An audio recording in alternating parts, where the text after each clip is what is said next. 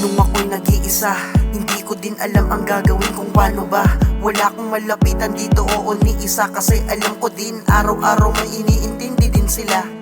Kaya ang isip ay lito habang tinatanong ko din itong sarili ko. Yung iba ng mga tao na tulungan ko naman, pero bakit tila di ko matulungan mismo tong sarili ko? Di makalapit sa magulang kasi alam ko sa sarili ko, sa kanila ako'y nagkulang. Di na sila sa akin nagpayo, batid nila kasi mararating ko pa'y malayo. Ngayong problema ay sunod-sunod, sinong lalapitan? Maiintindihan ba ako kung sila ay sasabihan? Tingin ko, hindi pa rin siya na ang kailangan. Sa Diyos tayo lalapit dahil siya ang kasagutan. Ikaw ang liwanag, kahit mag-isa kami ay panatag. Pangangambay nawawala sa tinuro mo at nagawa. Ikaw ang daan patungo sa katotohanan.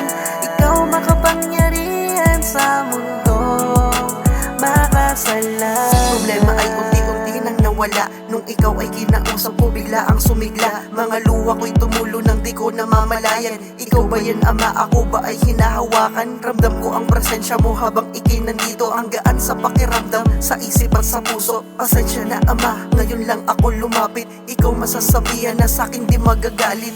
Alam ko din, may mali nga ako dun. Imbis na itama nyo, sasabihan ng ganun. Kaya takot akong i-share. Kahit pa sa kaibigan, nagsisisi ka na nga, sisisihin ka pa minsan.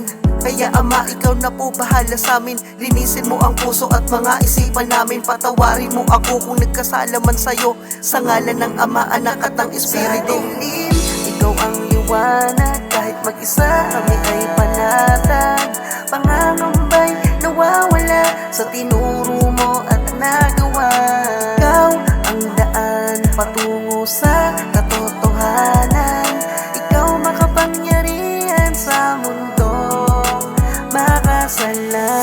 Simula nun, lagi nang lumalapit, umaga at gabi bago matulog sinasabi. Salamat sa lahat sa mga blessing at gabay.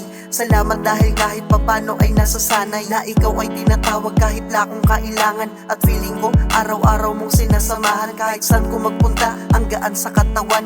Ito pala yung feeling pag lagi kang nandyan. Kaya kung may problema ka sa kanya, itugon. Huwag mong ikumpara sa kanila, kasi nga iba yun. Lahat sa kanya ay posible, maniwala ka lamang. Pag mabigat problema mo, tawagin lang kanyang pangalan. Hindi ka iiwanan kahit ka makasalanan. At siya lamang naghintay na muli mo siyang tawagan. Siya aking kaibigan, pwede mo ding kaibigan. Pangalan niya Jesus, liwanag at katotohanan. Ikaw ang liwanag, kahit mag-isa kami ay panatag. Pangangambay nawawala sa tinuro mo at nagawa. Ikaw ang daan patungo sa katotohanan. Ikaw makapangyarihan sa mundong makasalan. Ikaw ang liwanag, kahit mag-isa kami ay panatag.